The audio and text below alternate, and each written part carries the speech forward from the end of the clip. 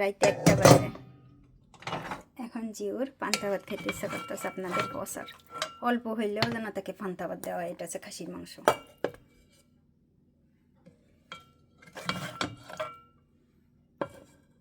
বলতেছে কেন আলু দিলাম না আজকে মাংসে।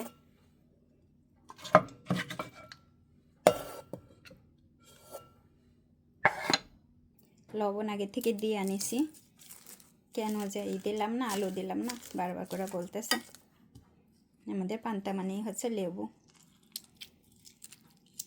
বা লাইম।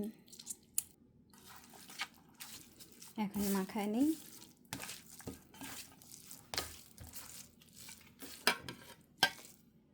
পানিটা দিয়ে দিই একবারেই।